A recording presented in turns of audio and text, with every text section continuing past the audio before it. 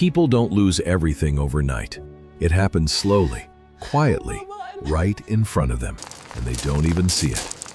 I've watched it happen more times than I can count. Smart people, careful people, still losing control, piece by piece. Not because they were careless, but because they trusted the wrong person. In this case, everything looked perfect. Money, power, control. She thought she had it all handled. And the man standing next to her, he didn't look like a threat. That's exactly why he was. By the time she realized what was happening, there was nothing left to stop. Only one thing left to understand: what really happened. A thin layer of gray clouds pressed low over the Brooks estate, dimming the afternoon light and flattening the world into something quiet and distant. The air was heavy, unmoving, as if time itself had slowed down out of respect or hesitation. Emma Brooks stood at the center of it all, dressed in black that seemed too precise to be grief and too controlled to be accidental. She was tall and composed, her posture straight, her dark hair pulled cleanly behind her shoulders. Her pale skin showed no sign of tears, and her expression remained steady, almost unreadable. Emma had always been a woman who understood control, not as a skill, but as a necessity. It was how she processed everything. It was how she survived. Her father had died 3 days ago. A heart attack. Sudden. Clean. That was what everyone said, and no one questioned it. The official report stated he collapsed instantly in his private study, with no sign of struggle. A quiet ending for a man who had spent his entire life building something loud. Emma accepted it the way she accepted most things, quickly, efficiently, without letting it slow her down. But later, she would realize something unsettling. She couldn't remember who had said it first. Around her, people moved in careful patterns, offering condolences that blended into a low, indistinct hum. Investors in tailored suits, distant relatives dressed in rehearsed grief, longtime employees who spoke in hushed tones as if afraid of breaking something fragile. The Brooks name still carried weight, even in death, especially in death. Emma didn't cry. Instead, she managed. Instructions came naturally. Quiet adjustments, small corrections. She noticed everything: the flowers that needed repositioning, the guest who arrived too early, the lawyer waiting for confirmation. Control wasn't slipping, it was tightening. Ryan Miller stood near the back of the room, slightly out of place, like a detail that didn't belong in a carefully arranged picture. He was tall, but uneven in posture, shoulders subtly slouched, as if he had learned to make himself less noticeable over time. His dark hair was unkempt, his jaw shadowed with rough stubble that never quite looked intentional. His suit fit poorly, not dirty, not careless, just wrong in a way that suggested it wasn't truly his. Ryan had always been difficult to define. To Emma's family, he was simple, too simple. He spoke slowly, often choosing words that made him sound less capable than he might have been. He rarely interrupted, rarely asserted, and almost never disagreed. Over time, people stopped expecting anything from him, including Emma. Ryan was predictable, and predictable things were easy to control. He stood quietly, watching as Emma moved through the room, commanding attention without ever asking for it. His eyes followed her, not intensely, not obviously, but consistently. He observed the way she spoke, the way people responded, the way decisions were made around her. No one noticed Ryan. And that was the problem. Later that afternoon, when most guests had left and the house settled into a quieter, heavier silence, Emma stepped into her father's study. The room felt untouched, preserved in the exact state it had been left. Books aligned, desk clean, a faint scent of leather and paper lingering in the air. For a brief moment, something inside her hesitated. Not grief, not quite. Just absence. Then her focus returned. There were documents waiting. Some had already been prepared: urgent authorizations, temporary adjustments, decisions that couldn't be delayed. The kind of paperwork that moved quickly after death, before systems had time to stall. Emma sat down and began reviewing them. She didn't rush blindly. She scanned, processed, understood. Every signature carried intention. Every decision made sense. Or at least, it seemed to. What Emma didn't question was why everything was already in place, or who had made sure of it. The pen moved steadily across the page, one document after another, each one reinforcing her belief that she was still in control. That night, the estate fell into complete silence, the kind that doesn't comfort, but listens. Ryan stood alone in the garden, away from the house, away from the remaining light. The air had turned colder, brushing lightly against his skin. For the first time all day, his posture changed. Subtly, but completely.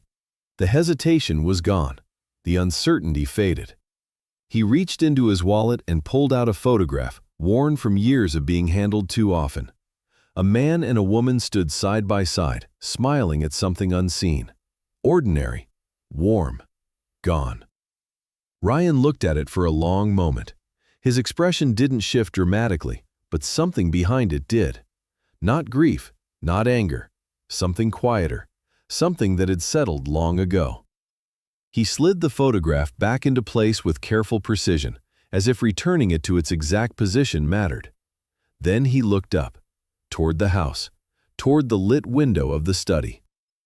Emma was still inside, still working, still certain. Ryan didn't smile. He didn't need to, because the first move had already been made, and Emma Brooks hadn't even noticed the game had begun. The house no longer felt like a place of mourning. It felt like a system in transition. In the days following the funeral, silence was replaced by movement, measured, controlled, and constant. Emma Brooks didn't allow grief to linger. She replaced it with structure. Meetings were scheduled before emotions could surface. Decisions were made before doubt had time to form. The Brooks empire, built over decades, would not falter simply because one man was gone. Not under her watch. Not while she was still standing. Emma moved through the company headquarters like she belonged there more than anyone else ever had. Tall, composed, her expression sharpened by focus rather than sorrow, she carried herself with the quiet authority of someone who had been preparing for this moment long before it arrived. Employees noticed the shift immediately. Conversations became shorter. Mistakes disappeared. No one wanted to be the first crack in a system she was clearly determined to reinforce. To Emma, everything was under control. Ryan made sure of that. He sat across from her in one of the private meeting rooms later that week, his posture slightly hunched, his hands loosely clasped as if unsure where to place them. The lighting above cast faint shadows across his face, emphasizing the roughness in his stubble and the uneven lines of his expression. He looked exactly like the man everyone believed him to be, out of place, slightly uncomfortable, trying to follow a conversation far beyond his understanding. "Do we need to change anything?" Ryan asked slowly, his voice hesitant, as if he was unsure whether he should even be speaking. Emma didn't look up immediately. She finished scanning the document in front of her before answering, her tone calm but edged with impatience. "Change what?" Ryan shifted slightly in his chair. "I don't know. Like, the people handling things? The accounts? I mean, your father had his way of doing things." It was a simple question, too simple. Emma leaned back slightly, her eyes narrowing, not in suspicion, but in evaluation. The question itself wasn't wrong. In fact, it was obvious, something she had already considered. "Yes," she said after a moment, "some adjustments need to be made." Ryan nodded quickly, as if relieved to have said something useful. "Right, that makes sense." And just like that, the conversation moved forward. What Emma didn't notice was that the decision had already shifted direction. Ryan didn't tell her what to do. He didn't need to. He just made sure she arrived there on her own. Later that afternoon, Emma met with Daniel Reeves, the company's senior financial advisor. Daniel was in his late 40s, tall with a lean build that gave him a slightly restless presence. His hair was beginning to gray at the temples, neatly styled, and his sharp features were softened only by a pair of thin-framed glasses. He had worked under Emma's father for over 15 years and had built a reputation on caution. Not brilliance, but reliability, and right now he looked uneasy. "I'm not saying we shouldn't make changes," Daniel said carefully, adjusting his glasses as he reviewed the documents Emma had marked. "But restructuring too quickly could create instability." Emma crossed her arms, her posture tightening. "Stability comes from control, and right now, I'm the only one who understands the full picture." Daniel hesitated. That hesitation was small, but noticeable. Emma saw it and dismissed it. "I'll take responsibility," she added, her voice firm enough to close the discussion. Daniel nodded slowly, though the concern didn't leave his eyes. Ryan, standing quietly near the doorway, watched the exchange without speaking, again, unnoticed. That night, Lily arrived unannounced. Lily Brooks was everything Emma wasn't: impulsive, emotional, unpredictable. She was slightly shorter than Emma, with softer features and long auburn hair that fell loosely over her shoulders. Her skin carried a natural warmth, and her expressions shifted quickly, often revealing more than she intended. Where Emma controlled every movement, Lily reacted to everything she felt. And right now, she looked exhausted. "You didn't answer my calls," Lily said, stepping into the house without waiting for an invitation. Emma barely glanced at her. "I've been busy." "Busy?" Lily let out a short, bitter laugh. "Dad just died, Emma." Emma's expression didn't change. "And that's exactly why I don't have time to fall apart." Lily shook her head, frustration flashing across her face. "You always do this. You act like nothing touches you." "That's because I don't let it," Emma replied calmly. The conversation ended there, not resolved, just cut off. Ryan was in the kitchen when Lily found him. He looked up as she entered, his expression shifting instantly, softening in a way that felt almost genuine. "Hey." Lily leaned against the counter, exhaling slowly. "I can't talk to her." Ryan gave a small, understanding nod. "Yeah, she's like that." There was no judgment in his voice, no pressure, just agreement. And that was enough. Lily stayed, longer than she should have. Ryan didn't rush anything. He didn't need to. He listened. He asked small questions. He let her talk about things Emma would never take the time to hear. About feeling invisible, about always being compared, about never being enough. Ryan never contradicted her. He didn't validate everything. He just stayed on her side. That was all it took. Days passed, then weeks. Inside the company, changes began to take shape. Authorization roles shifted. Certain accounts were restructured. New layers of approval were introduced. On paper, it all looked like optimization, efficiency, control. Emma believed every decision was hers, that she was strengthening the system. But slowly, quietly, the system was becoming something else, something she didn't fully see. One evening, as Emma reviewed a set of internal reports, she paused. Just for a second, something felt off. Not wrong, not broken, just unfamiliar. She stared at the numbers, tracing the flow of transactions, the movement of authority between departments. Everything was correct, every signature valid, every change justified. So why did it feel like she was reading someone else's design? Emma exhaled slowly, closing the file. "No," she murmured to herself. "It's fine." Because it had to be. Upstairs, Lily sat on the edge of the bed in the guest room, her phone in her hands, her thoughts restless. A message appeared. "Ryan, you okay?" She hesitated, then replied. "Lily, yeah, just thinking." A pause, then. "Ryan, you don't have to go through this alone." Lily stared at the screen for a long moment, and then she made a choice. Downstairs, Ryan set his phone aside, his expression unreadable. Two pieces were now in place. Emma, focused, controlled, moving exactly as expected. Lily, closer than ever, without realizing why. Ryan leaned back slightly, his gaze unfocused for just a moment, then sharp again. Because now, he had exactly what he needed: access and trust. The first mistake didn't look like a mistake. It looked like a number, a clean number, a reasonable number, the kind of number that wouldn't raise alarms unless someone chose to stare at it longer than necessary. And Emma Brooks was not someone who overlooked details. but she was someone who trusted patterns, and this fit the pattern. At first, it was close to midnight when she noticed it.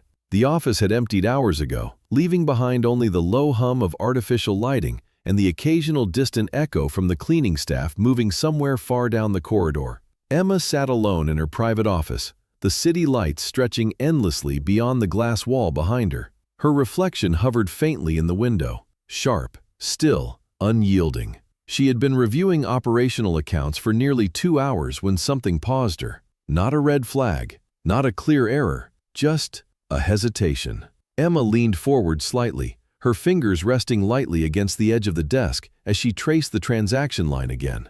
A transfer, large but not outrageous, authorized, time-stamped, documented, approved, by her. Her name was there, her signature, her credentials. Emma's eyes narrowed, not in panic, but in focus. She pulled up the corresponding file, scanning it quickly. Then again, slower. Everything matched. Every layer, every approval chain, every justification. The structure was flawless, which was exactly the problem. Because Emma didn't remember making that decision. Not clearly, not in a way that mattered. She leaned back in her chair, her expression tightening just slightly. Not enough for anyone to notice, but enough for her to feel it. That was new. Emma didn't forget decisions. She reviewed them. She calculated them. She owned them. So why did this one feel distant? The door behind her opened softly. Ryan stepped in, hesitant as always, pausing just inside the doorway as if unsure whether he was interrupting something important. "Hey, you're still here," he said, his voice low, almost careful. Emma didn't turn immediately. "I'm working." Ryan nodded, shifting his weight slightly. "Right, of course." He lingered. Too long. Emma finally glanced back, her eyes sharp. "Do you need something?" Ryan hesitated, then gave a small shrug. "No, I just saw the lights on." There it was again, that tone, that harmless, slightly awkward presence that made it impossible to take him seriously. Emma exhaled quietly, turning back to her screen. "Then turn them off when you leave." Ryan gave a faint, almost apologetic smile. "Yeah, okay." But he didn't leave right away.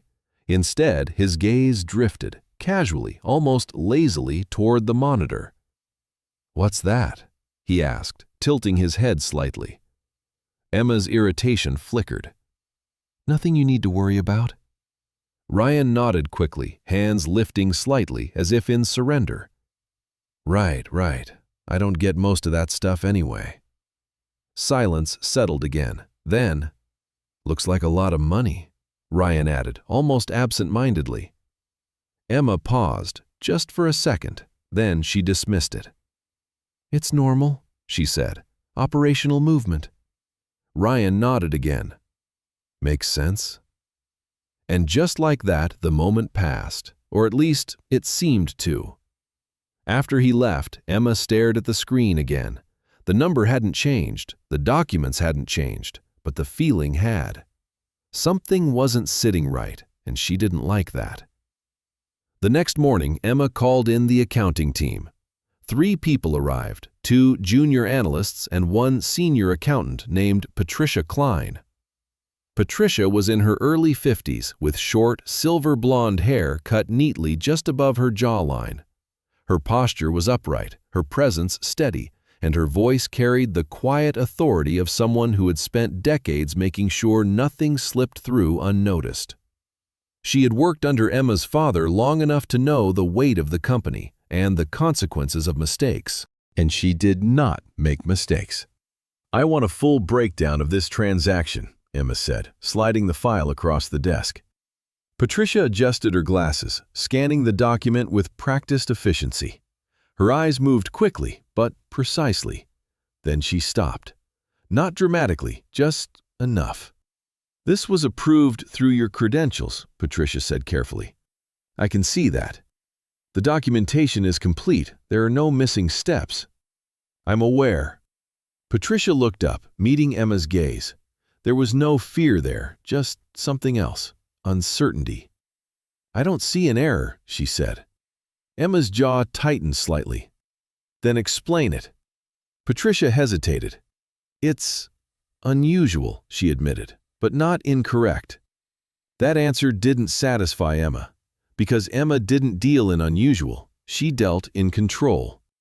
Run it again, Emma said. Everything. Patricia nodded, but the hesitation remained. Later that afternoon, Emma stood alone in the hallway outside her office, her arms crossed as she replayed the conversation in her head. Everything was correct. That was the problem. Errors could be fixed, but perfection could hide anything. Upstairs, Lily sat on the edge of Ryan's bed, her fingers tracing the edge of a glass she hadn't finished. The room was dim, lit only by a soft lamp that cast long shadows across the walls. She looked different here, less guarded, more uncertain. You really think she doesn't see it? Lily asked quietly. Ryan leaned against the wall, arms relaxed, his expression soft but unreadable. Emma sees what she expects to see. Lily frowned slightly. And what's that? That she's in control. Lily let out a small breath, somewhere between a laugh and a sigh. She always has been. Ryan didn't respond immediately. Then, not always, he said. Lily looked at him, studying his face. There was something in his tone, something she couldn't quite place. You're different when you talk about her, she said. Ryan smiled faintly. Am I? Lily didn't answer because she didn't know, but she stayed, and that was enough. That night, Emma returned home later than usual. The house was quiet, too quiet. She stepped into the living room, pausing for a moment as her eyes adjusted to the darkness. And then she saw him, Ryan, standing outside, in the garden, alone. He wasn't moving, he wasn't pacing, he was just standing there, still, calm, watching something Emma couldn't see. For a moment, she didn't recognize him. The posture was different, the stillness felt intentional, controlled. Emma's breath slowed slightly as she studied him through the glass. Then, Ryan shifted, just slightly, and the illusion snapped. He looked the same again, awkward, uncertain, harmless. Emma looked away, but the feeling didn't leave. For the first time, she wasn't sure if she had missed something, or if something had been there all along. The name didn't stand out at first. It was buried inside a stack of archived financial records, old invoices, consultancy fees, routine expenses that had once passed through Emma's father's office without drawing attention. The kind of paperwork no one revisited unless they were looking for something very specific. Emma wasn't. Not at first. She had gone back into her father's private files, searching for context, something to stabilize the growing sense that the company was shifting in ways she couldn't fully trace. She expected numbers, patterns, explanations. What she found instead was a name. Alex Carter. The invoice was dated just under a month before her father's death. The description was vague. Consulting services, with no department attached, no internal notes, no follow-up documentation. That alone was unusual. Her father documented everything. Emma stared at the screen longer than she intended to. Then she opened the file again. And again. There were no errors, which meant it had been intentional. That was enough. The office of Alex Carter was nothing like Emma expected. It wasn't in a corporate tower or a polished district. It sat on the third floor of an older building, tucked between a law firm that had clearly seen better days and a private clinic with frosted glass windows. The hallway smelled faintly of dust and cleaning chemicals. Functional, not impressive.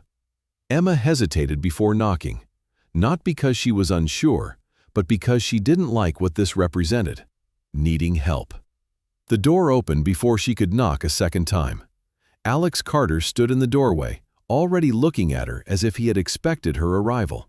He was taller than she anticipated, with a lean, defined build that suggested quiet discipline rather than visible strength.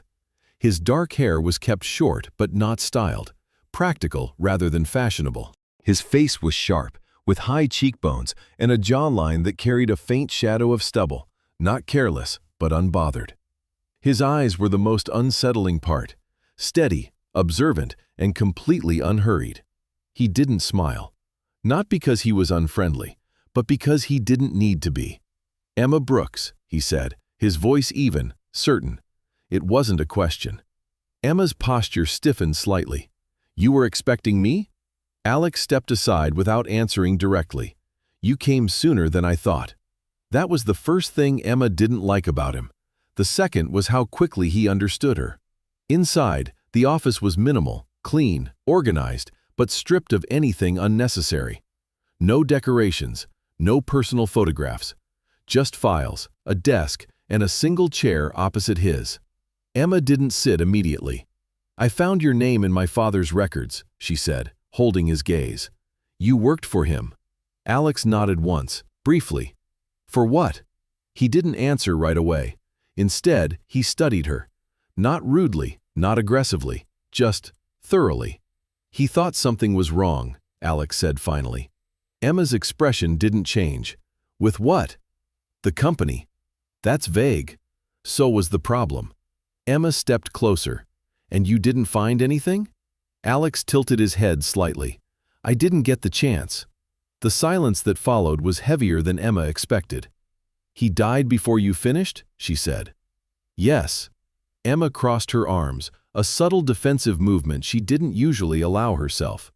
"So you're telling me my father suspected something, hired you, and then just died before anything came of it?" Alex didn't react to her tone. "I'm telling you he noticed patterns," he said calmly. "And patterns don't appear without intention." Emma's jaw tightened. "We already found the discrepancies. They're internal. Accounting errors, misjudgments." Alex's gaze sharpened slightly. "No," he said. That word landed harder than Emma expected. "No?" she repeated. "No one makes that many mistakes in the same direction," Alex said. "Not without knowing exactly what they're doing." Emma felt irritation rise, not because of what he said, but because of how certain he sounded. "You're making assumptions." "I'm recognizing structure." Emma held his gaze, refusing to look away first. "And what structure is that?" she asked. Alex stepped closer to the desk, placing a file down between them. "The kind that doesn't break," he said. "The kind that adapts." Emma didn't touch the file. "What are you suggesting?" Alex's eyes didn't leave hers. "I'm suggesting you're not dealing with errors," he said. "You're dealing with design." The word lingered. Design. Emma exhaled slowly, forcing her voice to remain steady. "Then explain it." Alex didn't hesitate.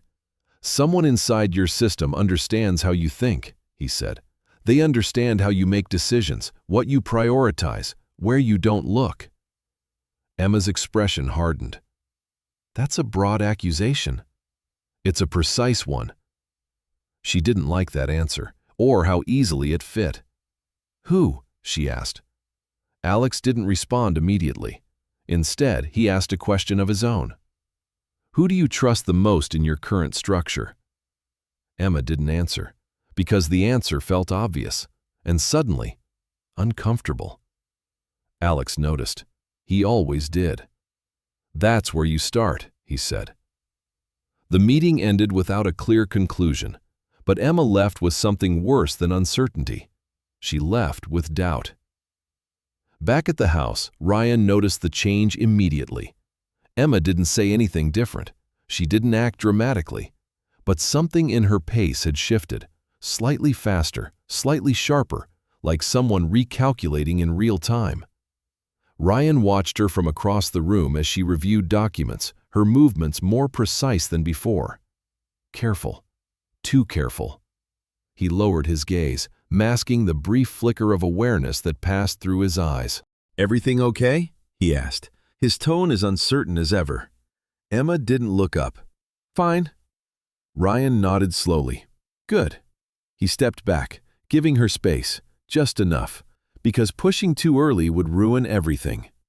Upstairs, Lily lay on her bed, staring at the ceiling, her thoughts drifting in directions she couldn't fully control.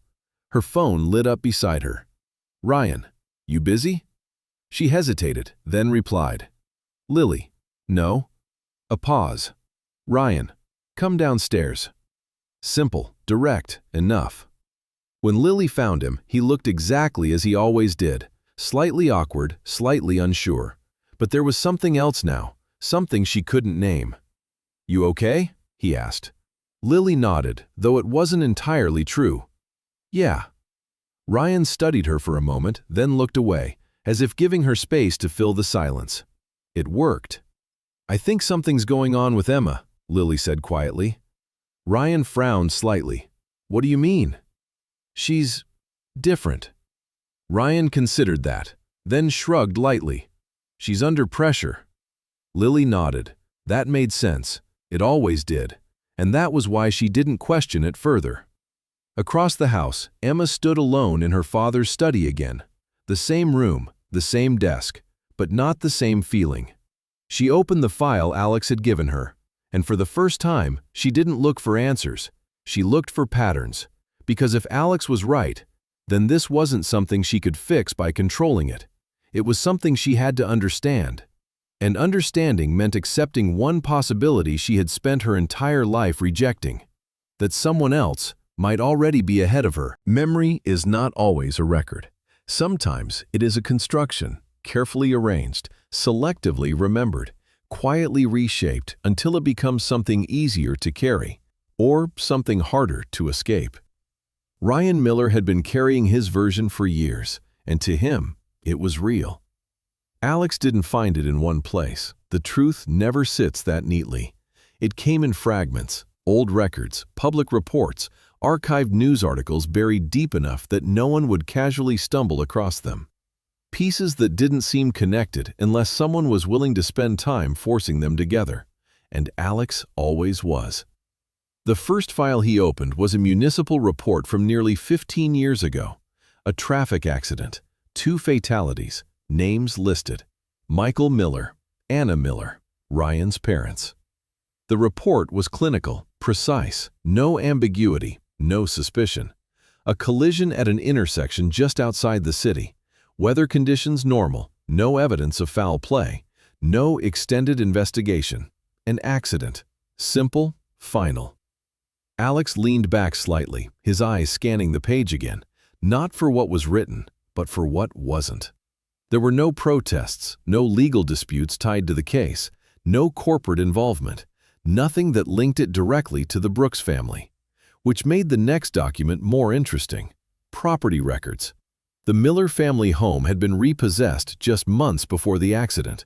The land had been cleared as part of an expansion project, one that traced back, indirectly but unmistakably, to a subsidiary of Brooks Holdings.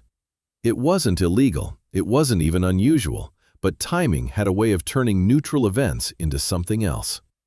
Alex closed the file slowly, not because he was confused, but because he understood exactly what had happened. Ryan hadn't found the truth, he had built one.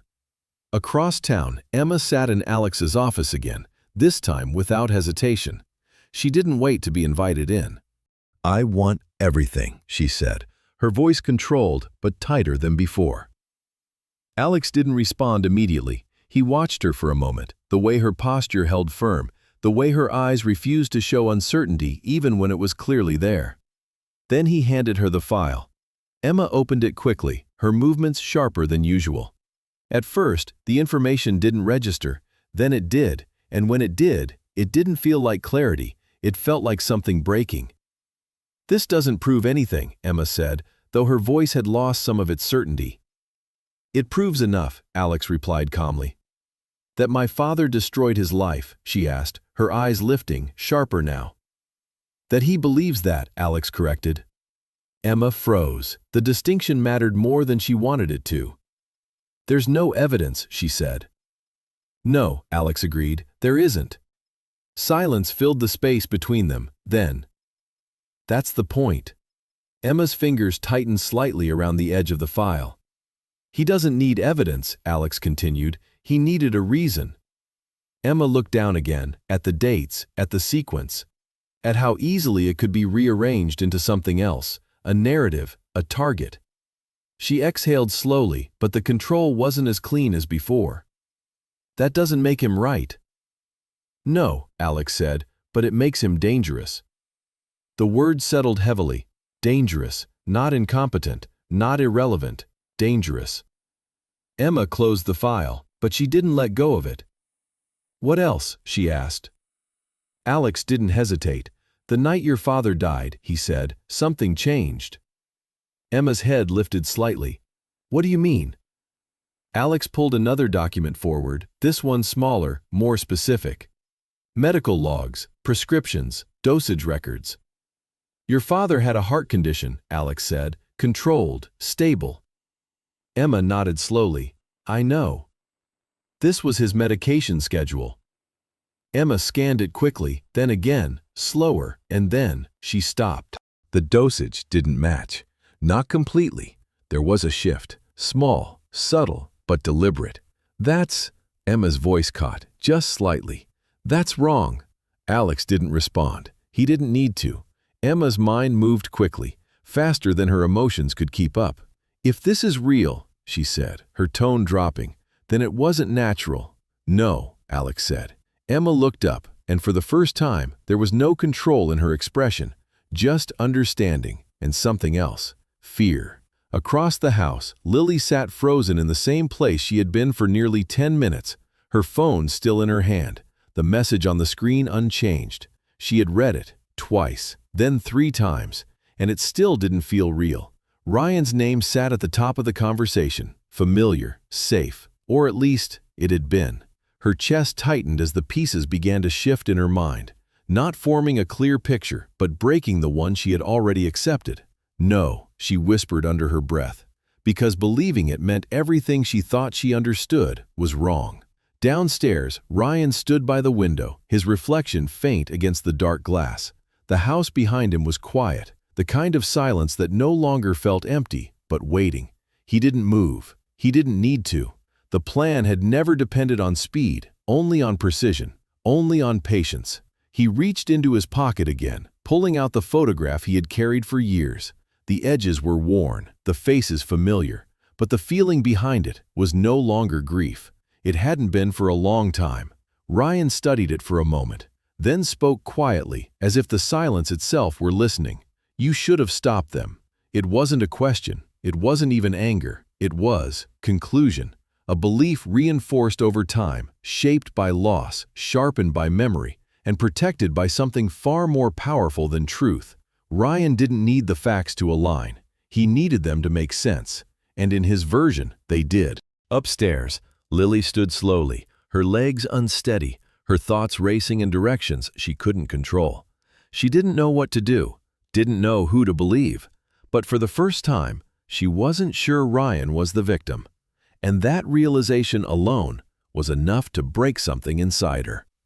Back in the office, Emma sat motionless, the file still open in front of her. The numbers, the dates, the changes.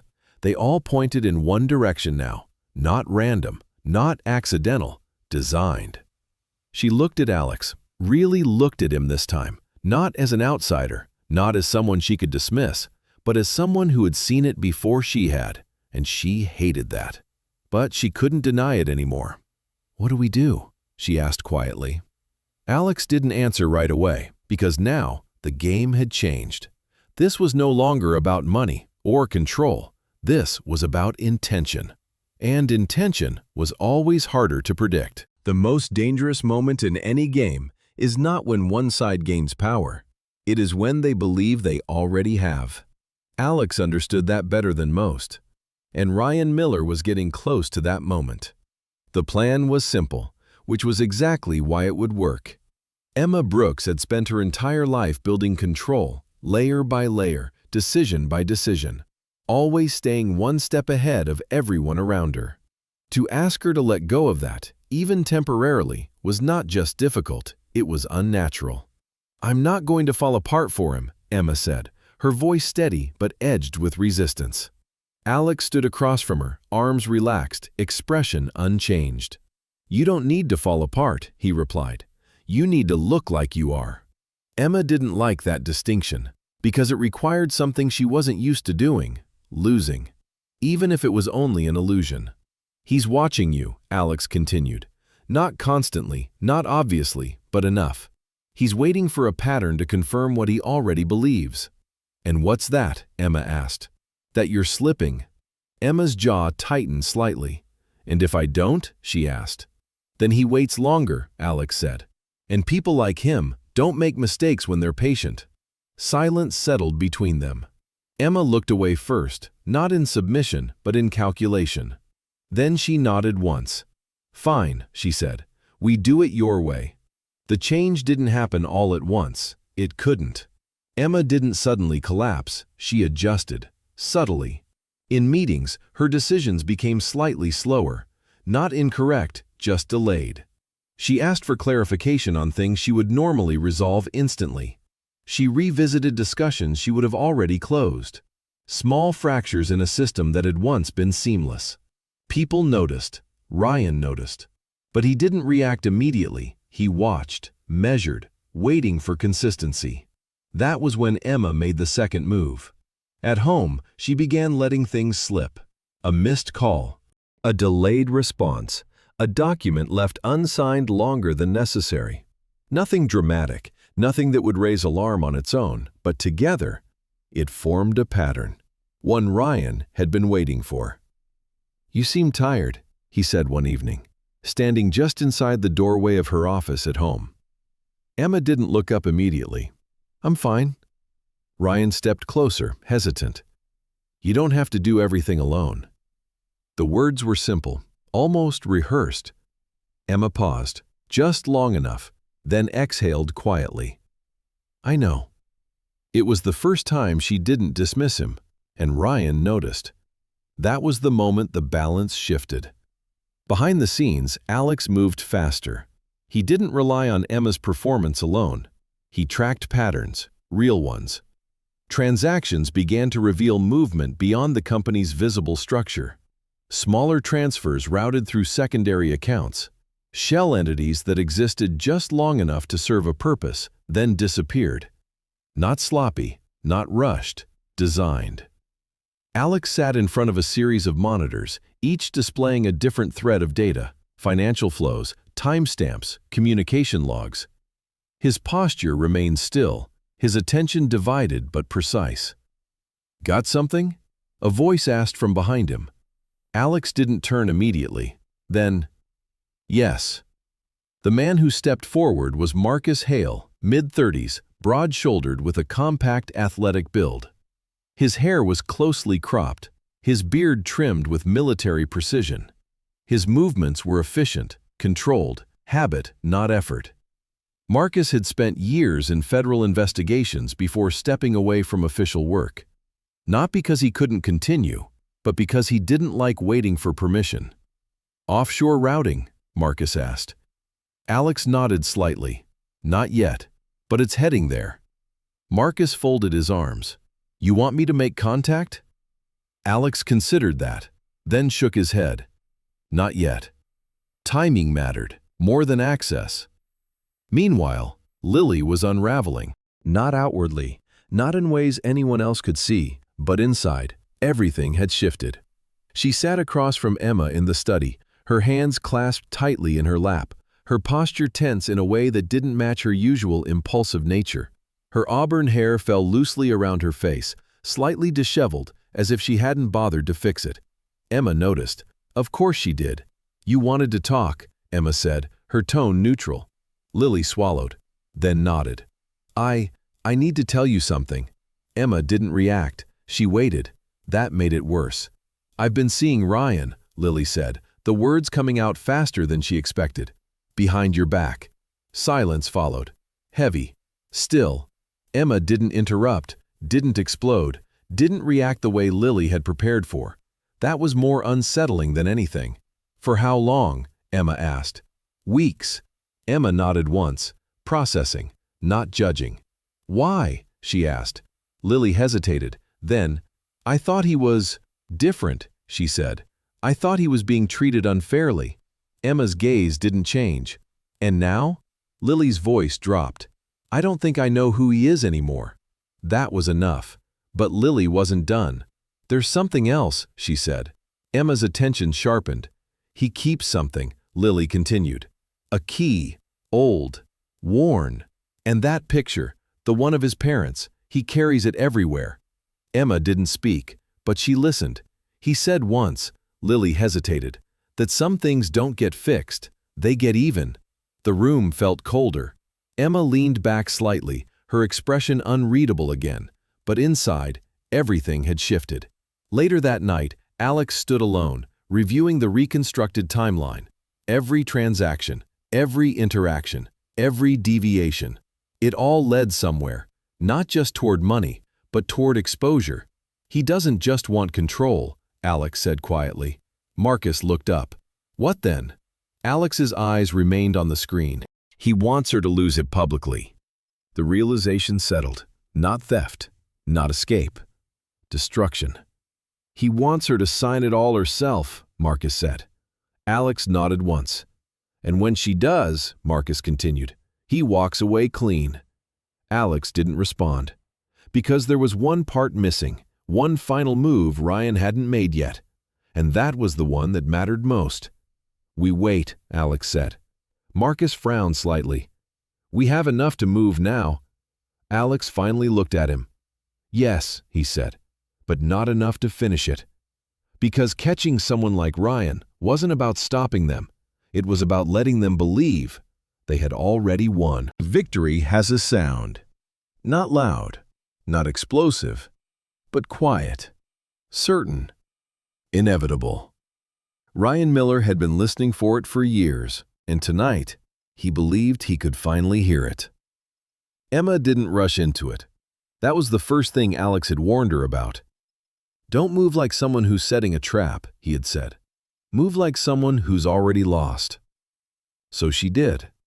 Not dramatically, not convincingly at first, but enough. I'm tired, Emma said one evening, her voice softer than Ryan had ever heard it. She stood near the window, her reflection faint against the glass, her posture slightly lowered. Not broken, but no longer sharp. Ryan watched her carefully, not reacting immediately, always measuring. Tired of what? He asked, his tone cautious. Emma exhaled slowly, turning just enough for him to see her face. Not fully composed, not fully controlled. Everything, she said. The company, the pressure, the constant fighting. Ryan stepped closer, carefully. Then stop, he said. Emma gave a small, almost humorless smile. It's not that simple. It can be, Ryan replied quietly. You don't have to carry all of it. Emma hesitated, then looked at him. Really looked. For the first time, not as something beneath her, but as something possible. What if I don't want to do this anymore? She asked. Ryan didn't answer immediately, because this was the moment. What are you saying? He asked. Emma swallowed, then said it. I'll sign whatever's left, she said. Finish it, cleanly, quietly. The silence that followed was thin, tense. And then, Ryan nodded, slowly. Okay, he said. But inside, everything had already accelerated. The location was his idea. Of course it was. An old glass house on the far edge of the Brooks estate, built years ago as a private retreat but rarely used in recent times. It sat isolated from the main house, surrounded by overgrown greenery that blurred its edges from a distance. No staff. No active cameras. Perfect. Emma stepped inside first. The structure creaked faintly under the shift in temperature, the glass panels reflecting fragments of the night sky and the faint glow of distant lights. It felt detached, like a place removed from consequence. Ryan followed behind her, closing the door with a soft but deliberate sound. The lock clicked. Emma heard it, but didn't react. Here, Ryan said, setting a folder down on the small table in the center of the room. Everything's ready. Emma walked toward it slowly, her movements measured, controlled. Even now, she opened the folder. Pages, signatures, final transfers, everything aligned, exactly as Alex had predicted. Emma reached for the pen, and then paused. Not long, just enough. Ryan noticed. "Something wrong?" he asked. Emma looked up, and for a moment, their eyes met without illusion. "No," she said quietly. Then she sat down. Ryan remained standing, watching, waiting, but something had changed. Not in Emma, in him. The hesitation was gone, completely. When he spoke again, his voice was different, clear, steady, not the awkward, uncertain tone he had worn like a shield for so long. "This was never about the company," Ryan said. Emma didn't respond, but she listened.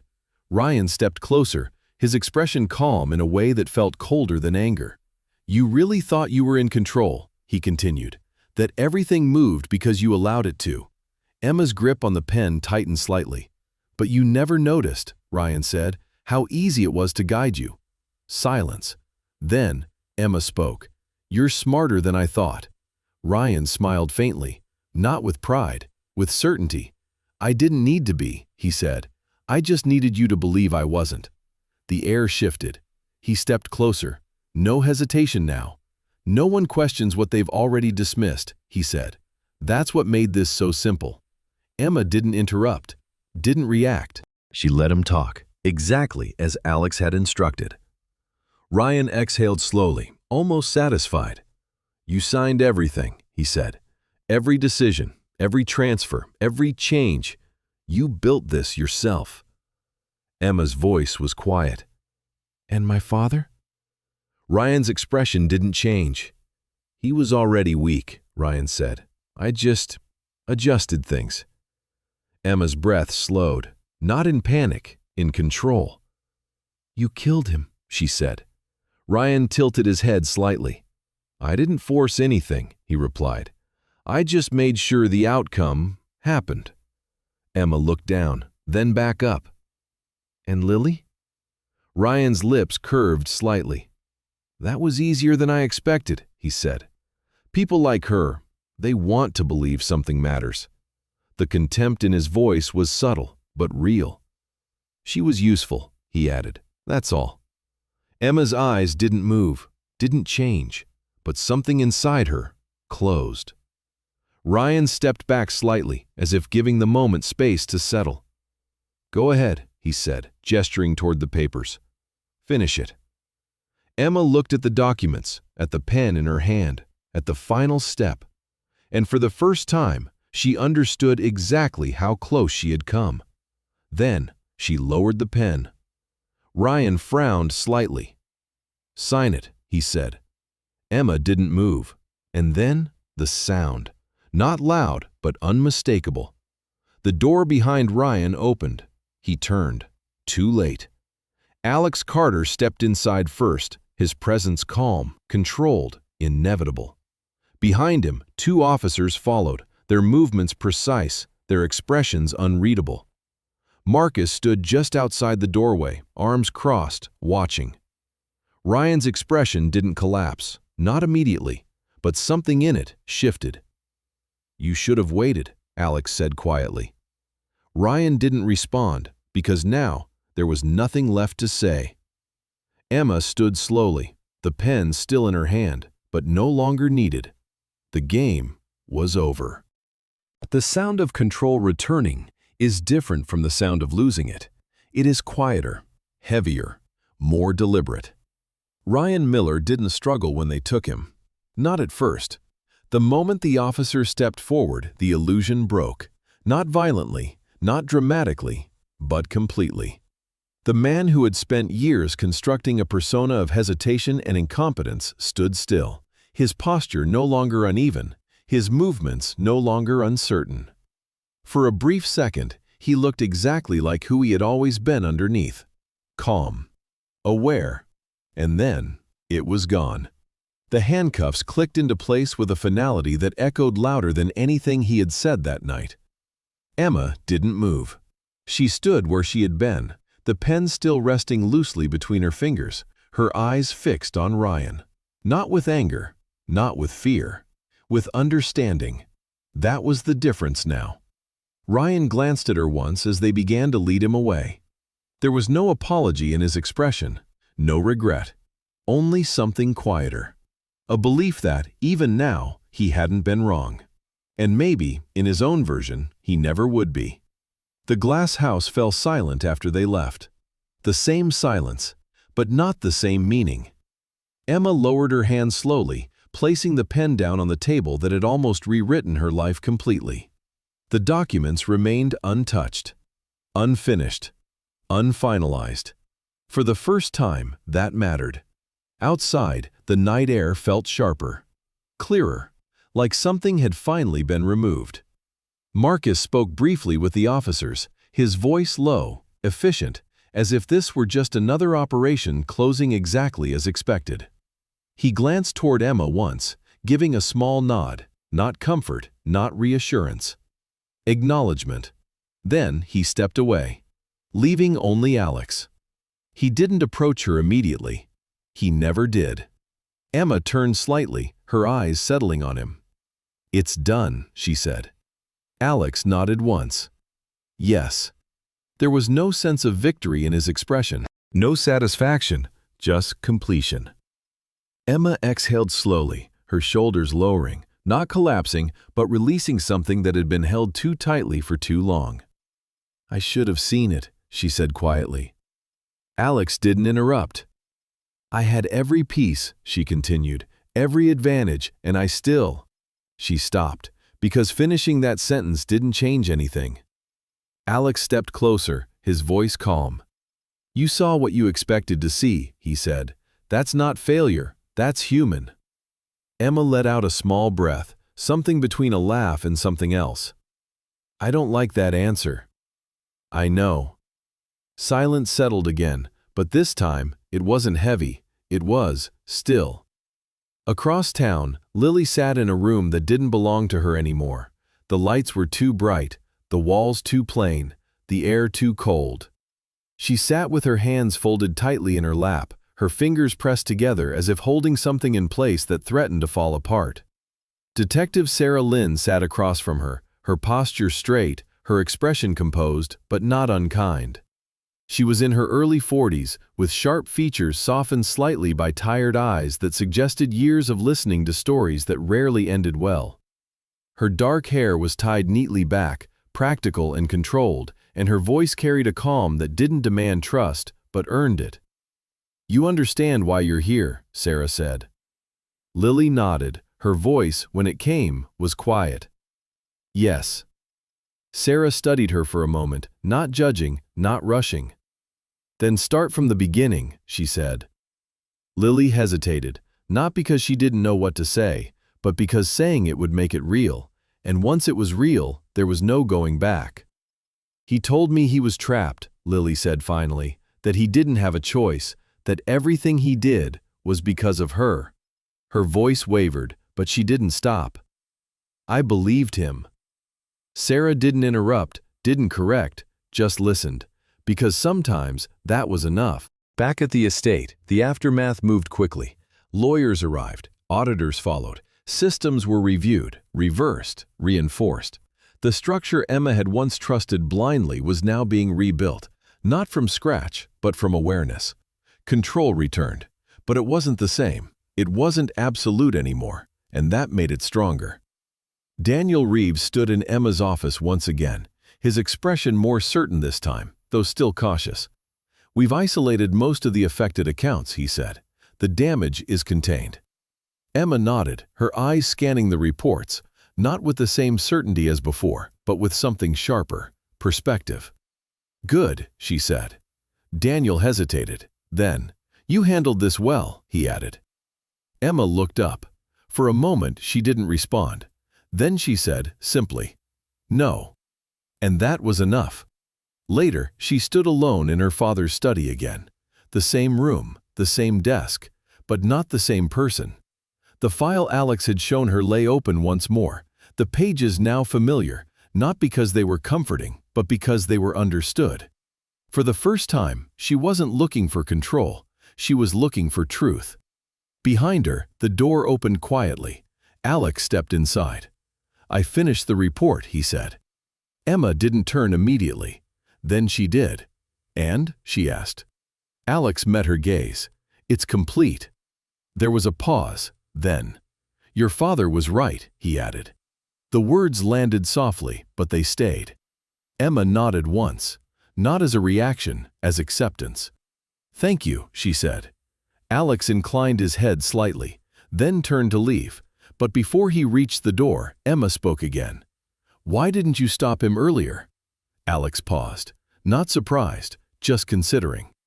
"Because people like Ryan don't stop when you interrupt them," he said. "They adapt." Emma watched him. "And now?" she asked. Alex glanced back. "Now he can't." That was all. He left without another word.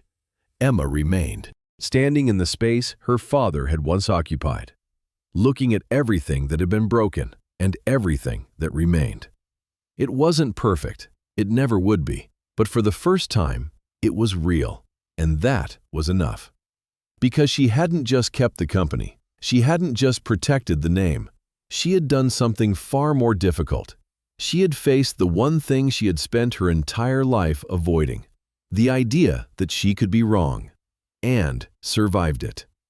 Outside, the first light of morning began to break through the horizon, soft and steady, pushing back the darkness, not with force, but with certainty.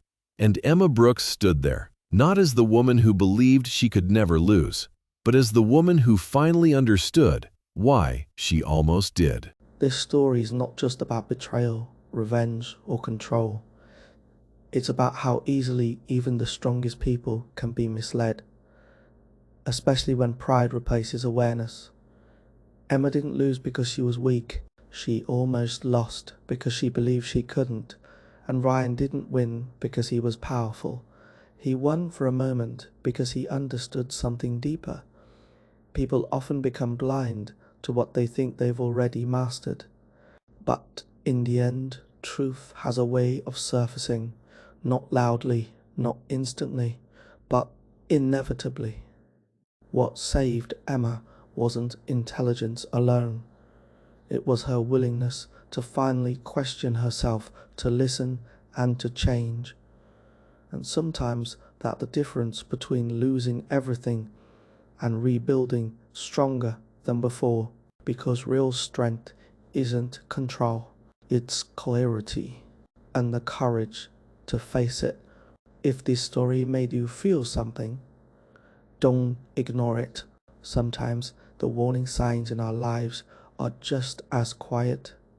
Sometimes the people we trust the most are the ones we understand the least. But maybe that's where faith comes in. Because not everything is revealed when we want it to be. Some things are revealed exactly when we need them. Maybe that's not coincidence. Maybe that's God protecting you in ways you don't yet see. So if you're going through something right now, confusion, doubt, or even betrayal, take a moment tonight and pray. Ask for clarity, ask for strength, ask for truth. And if this story spoke to you, leave a comment, share your thoughts, and don't forget to subscribe, because your story matters too. May God bless you, guide you, and protect you, even in the moments you don't understand yet.